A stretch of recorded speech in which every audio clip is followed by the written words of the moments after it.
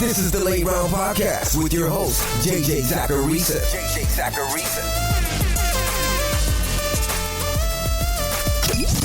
What's up, everyone? It's JJ Zacharisa, and in this episode 920 of the Late Round Fantasy Football Podcast, sponsored by Underdog. Thanks for tuning in. It's been a good couple of weeks for the Sleeper Show. Now, not everything has been perfect, of course. Last week, the Cardinals' wide receivers weren't nearly as good as I expected them to be. Romeo Doubs was pretty average, and Demario Douglas went back to having a low target share. But I'm happy with some of the other results. Geno Smith and Justin Fields were both top 10 options. Justice Hill had a top 10 performance. Rico Dowdle scored. Wan'Dale Robinson had a nice day.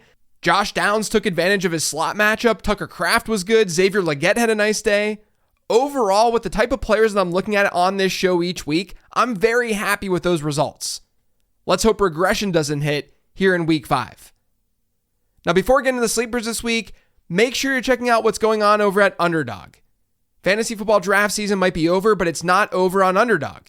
You can draft teams each week over there based on the slate of games, and those drafts are for all sorts of price points and different sizes. There's also Pick'em and Champions mode that you can dig into as well. If you want to get in on the action, head to UnderdogFantasy.com and sign up. When you sign up, use promo code LATEROUND. That'll get you a free pick, a nice deposit offer, and you'll also get my rest of season rankings. Those rankings are emailed to you from Underdog after you sign up, and they're updated every Tuesday. That's UnderdogFantasy.com, promo code LATEROUND. We'll kick things off with players rostered in 10 to 50% of Yahoo leagues, and we'll start with Justin Fields. He's still not up to that mark. Fields gets a banged up Dallas defense this week that's ranked as totally average as an opponent for quarterbacks this year in adjusted fantasy points allowed. I'm also intrigued by the fact that Dallas's offense is probably the best one that Pittsburgh's faced all year. So we might see Pittsburgh in more of a neutral or even negative game script. They'll at least have to keep pace. And for some time now, the Cowboys have been pretty bad at stopping the run. That also might help Justin Fields. After a huge week 4, he's a fine play in week 5. Now, Trevor Lawrence is just over that 50% mark over on Yahoo, but I want to talk about him because some of you might be questioning whether or not you should start him. I kind of don't mind him this week against Indianapolis. The Colts are the 6th best matchup for quarterbacks by adjusted points allowed. They've given up 25 passing yards over expected to start the year. This is the defense that watched Caleb Williams throw 363 yards against them. Lawrence has no doubt struggled, but this contest is a reasonable over-under, and both the Jags and the Colts have played at a top 11 pace this season. We could see a lot of plays run and more scoring than usual. And then, as hard as it is for me to say this, Deshaun Watson's a streamer this week. They get Washington, and yes, the Commanders played better, they looked better against Kyler Murray last week, but they're still the 3rd best matchup in adjusted fantasy points allowed to quarterbacks. And Cleveland actually has a team total over 20 points this week. Watson's been terrible, so I do think this is more of a desperation thing. Like if Geno Smith is out there, or if you can play Lawrence or Fields, do that. But the matchup is at least good on paper. Running back is always the toughest position to do on this show because it's just in such high demand in fantasy football. When there's an opening for more work, the player gets rostered. But there are still some okay plays this week. First, if Jonathan Taylor is out, you could look at Trey Sermon. It's hard to find something super favorable to say about Sermon, but the matchup against Jacksonville, that's great. They rank as the 3rd best matchup for running backs in adjusted points allowed. And if you want a super deep play, Tyler Goodson might get some touches in this scenario too, if Jonathan Taylor is out. At the time of this recording though, I don't know if Taylor's in or out this week. Now, apparently the Patriots are considering making a switch at running back and giving Antonio Gibson the starter role because Ramondre Stevenson has these fumbling issues. Now, I'm not sure if they're going to go that far, but Gibson has now seen back-to-back games with a 12.5% target share. He's seen his route participation rise every single week this season. Not only that, but Gibson leads Stevenson this season in rushing yards over expected per attempt, rushing EPA per rush, that's likely due to the fumbles, and he's a little bit better in success rate. It's not an apples-to-apples comparison, of course, but it hasn't been terrible for Antonio Gibson this year. They're in a game this week against Miami that should definitely be low scoring, but it also could be run heavy. The Dolphins have seen the 4th lowest pass rate against them this season in neutral script situations. They're the 6th best matchup for running backs by adjusted points allowed. They're 2nd worst for quarterbacks. so Gibson should at least be on people's radars. The Roschon Johnson usage in week 4 wasn't what many expected. There were multiple reports saying that he was going to be used more, and then nothing really changed week over week. But there's a decent chance that he'll see goal line touches for Chicago, and the Bears get the Panthers this week. Carolina has allowed the second most adjusted points to running backs this season, so he's in a spot where he could hypothetically touch the ball 10 or more times. I mentioned on the 15 transaction show this week, but Emmanuel Wilson has gotten legitimate run in this Packers offense. He's seen running back rush shares of 41% and 47% over his last 2 games, and the Packers get the Rams this week. Green Bay is the 3rd highest implied team total on the slate, and the Rams are the 7th best opponent for running backs by adjusted points allowed. Again, these backs are rarely going to be must starts, but Wilson isn't a terrible option if you're hurting. Now, sticking with the Packers and moving to wide receiver, yeah, we're going to talk about Dontavian Wicks, but also Romeo Doubs. They're both pretty good plays this week. I'm leaning Wicks right now because he's getting run as a starter, and he's coming off this monster game last week where he scored almost 25 PPR points and he had a 24% target share.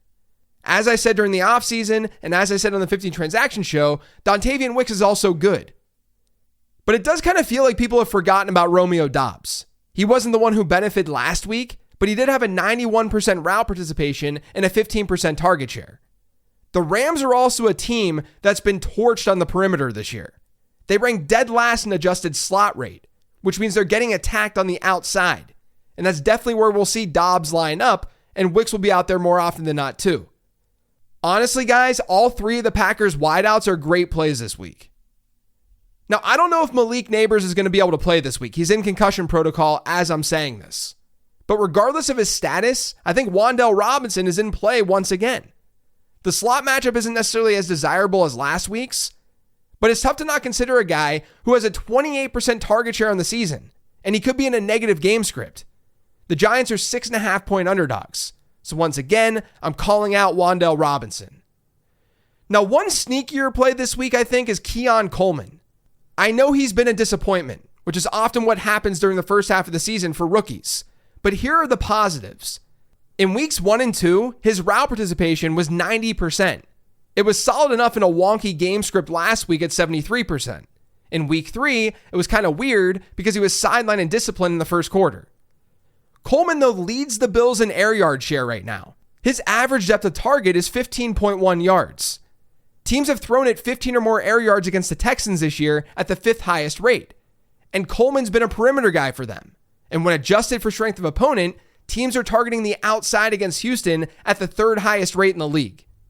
There's definitely a ton of volatility with this play with Keon Coleman, but he's interesting in what could be a high-scoring contest. Jerry Jeudy has a 21% target share on the season, and he's hit a 20% and 28% share over his last 2 games. Washington, as I noted earlier, has been beatable in the secondary, dating back to last season.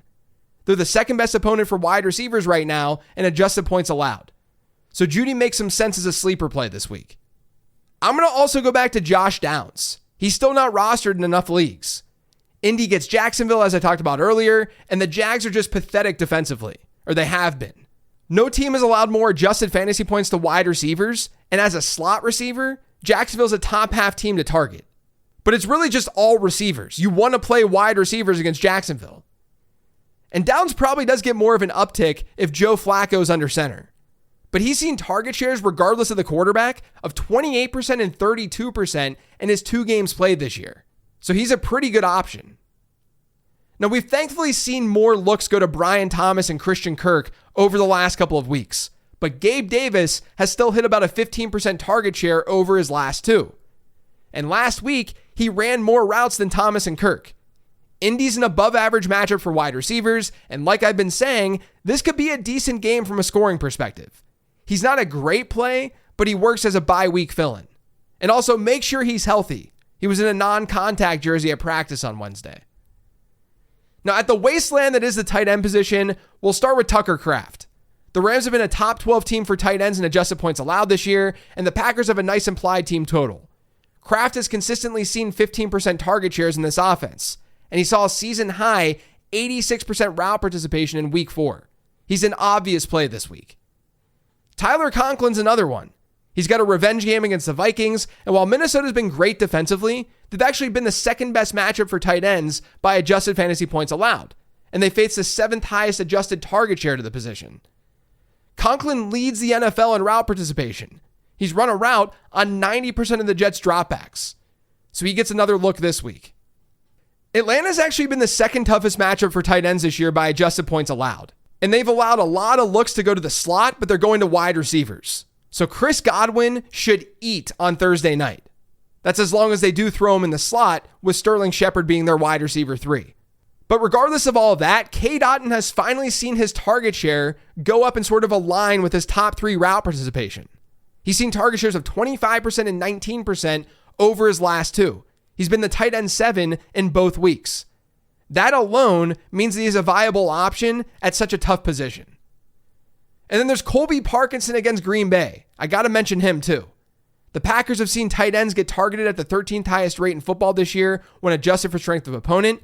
And Parkinson has been really heavily involved in this offense over the last 2 weeks without Cooper Kupp. He's had target shares of 22% and 24%. So he's not a bad streaming choice at all. Now, I gave you a lot of normal sleepers this week, and that's a good thing because there aren't many deep sleepers, or guys rostered in fewer than 10% of Yahoo leagues who you can consider playing. The only quarterback I want to call out here is Joe Flacco if Anthony Richardson misses this game. From what I'm seeing right now, though, Richardson is trending in the right direction. But if he doesn't go, Jacksonville's been the worst team against quarterbacks this year by adjusted points allowed. So you can look Flacco's way. Now, I don't have any running backs for you in this tier, but keep an eye on the injury report. Devin Singletary didn't practice on Wednesday. That could really open things up for my guy, Tyrone Tracy. But I do have a pair of teammate wide receivers here. Technically, one of them, Tutu Atwell, he's a little bit above the 10% mark, but Jordan Whittington isn't. So far without Cooper Kupp, Atwell's kind of been the consistent force in that wide receiver room. He's seen at least 20% of LA's targets in each of their last 2 games, and he's run a route at a similar rate as Demarcus Robinson. He's seen roughly a third of the team's air yards during this time too. He's been pretty good. And then there's Jordan Whittington, who saw this big uptick last week. He ran the most routes for the Rams. He turned that into a 30% target share. He's kind of playing a lower A-dot role, but he surprisingly didn't get all of his run out of the slot in week 4. That was really good to see. He's playing all over the field. Both guys are in play this week against the Packers because of that usage. I would lean Atwell because he's been more consistent, but Whittington has plenty of usability if his usage keeps up into week 5. And then I've got one deep tight end sleeper for you this week, and it is pretty deep. It's Juwan Johnson. There's a lot of variance with Johnson, given the fact that he's seen 3 total targets over his last 3 games. But we saw his route participation rise by about 20 percentage points from week 3 to week 4. And the Saints get the Chiefs this week. Kansas City has allowed the most adjusted fantasy points to tight ends this year. And they've allowed the highest adjusted target share to tight ends. Week 1, Isaiah Likely, 12 targets. Week 2, Mike Gesicki and Eric All, they had 13. Week 3, Atlanta and Kyle Pitts had 5 targets. And then last week, it was the Chargers, and those guys hit a 23% target share. Johnson's definitely a desperation play, but I think the logic is there. Now, as for streaming defenses this week, Denver's no longer in play. Everyone went after them. But aside from them, you've got New England against Miami. They've been terrible offensively without Tua. And then if you want to get a little bit deeper, there's Vegas against Denver and maybe Indianapolis against Jacksonville, given the Jags' struggles. But New England is the top play of the highly available defenses right now. Now, as I've done each week, I'm going to look at some pick'em spots you could look at over on Underdog. And I'll use strictly the players that I talked about on this show. Last week's picks finally did well. This week, I have 2 of them for you. We'll start with Trevor Lawrence, higher than 216.5 passing yards. And then we'll do Romeo Dobbs. He's going to score a touchdown. So over half of a touchdown. Those are the best ones available out of the crop that we talked about today.